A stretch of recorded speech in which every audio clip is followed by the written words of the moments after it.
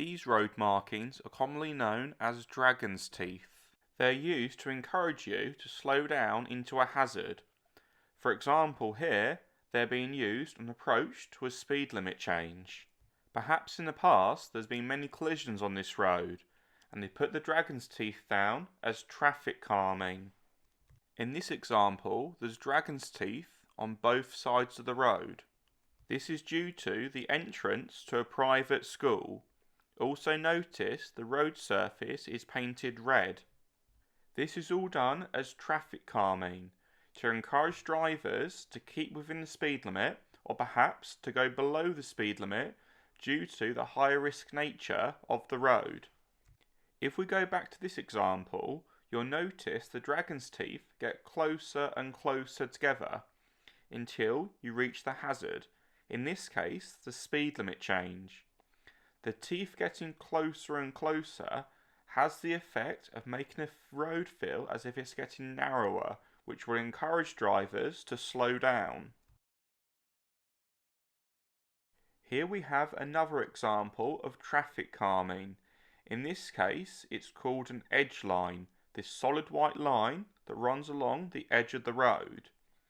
Now, sometimes people incorrectly believe this solid white line means you must not park here, but this is incorrect. I'm now going to show you a section from the highway code. In the back of the highway code, it shows all the road markings, and it shows any relevant rules relating to that road marking, such as shown here. If, however, there are no rules attached to a road marking, like with an edge line, it won't mention any rules, because there are no rules. It's also worth noting, if you were not allowed to park on this road, it would be yellow lines, either a single or a double. In this case, this white edge line is just used to make the road appear narrower. And by making the road appear narrower, it will again encourage drivers to reduce their speed or stay within the speed limit. So why have we got traffic calming on this road? Well, if we look at the road signs, we've got a school crossing patrol. So obviously quite a high risk of school children crossing the road, making the road potentially quite hazardous. Remember, just because something's legal doesn't mean you should do it. On the previous road, it's perfectly legal to park on that road, but might not be very practical due to being a busier road. However, if we look at this example, there's a solid white line on the edge here, and it'd be perfectly legal and perfectly safe to stop on that yellow line and leave your car there overnight. Even though you may be on the speed bump, that's no issue because you're not blocking anyone, there's no footpaths near that speed bump, and in fact by actually stopping on the speed bump, you'll be away from this junction here, and also away from the next junction. So the safest place to stop, if you needed to stop on this road, would be on the solid white line. Of course, ideally, you would try to stop down one of the side roads, but if they're all full, stopping here, perfectly fine. You may have seen these gradient road signs before, and you may have even understood roughly what they meant. So for example, you read them left to right. So in this case, it's an uphill gradient by 20%. But what does 20% mean? A 20% gradient means for every 100 meters you travel along in a straight line, you go up by 20 meters. So a 100 meters run and a 20 meters rise. You can use the formula here to work out the slope percentage. Let's look at the next example. If we read the road sign from left to right, we can see it's a downhill gradient.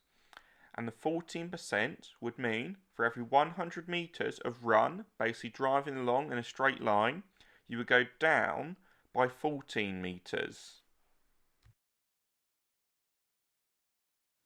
When approaching a roundabout, have you ever noticed how the right lane often will have a straight ahead arrow and they won't use a right turn arrow? And it's then slightly confusing as you're thinking you want to turn right, but there's no lane with a right turn arrow in it. And this is quite normal in the UK. even if we get closer to the roundabout, we can see the next arrow still says straight. The reason I believe they do this is to try to help foreign drivers. So basically, a lot of other countries will drive round roundabouts anti-clockwise. So round the roundabout this way, where this red car's coming from. But in the UK, we drive round the roundabouts clockwise. So if this arrow was a right turn arrow, there could be an increased risk of a foreign driver going round the roundabout the wrong way, as they see the right turn arrow and they think, oh, let's go round this way, because that's what they're used to in their country, in their home country.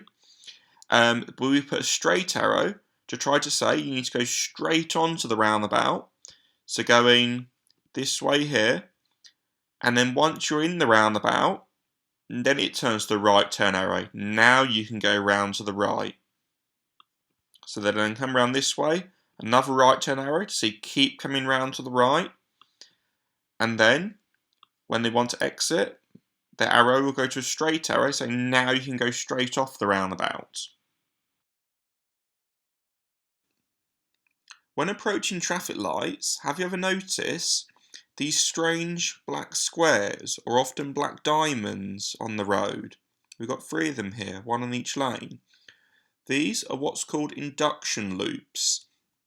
Essentially, to put it simply, they monitor traffic levels to help the traffic lights change at the best possible time to manage the traffic in busy areas. And they're going to be on approach to almost every traffic light in a busy area. So like we've got some here. So these are going to be sensing how much traffic there is, and they might then influence how the lights ahead change. And then I think we've probably got some more if we look further down. Let's keep going. We've got some more. And yep, so we've got some here just before the traffic lights. So they can basically sense if there's a car stopped at the stop line. Because there's a car stopped at the stop line here, it might then trigger this traffic light to the left to go to red. So then you get a chance to go. Or if there's no one stopped to the stop line, these traffic lights to the left might just stay on green so that traffic can keep flowing. So they're really quite clever how they work.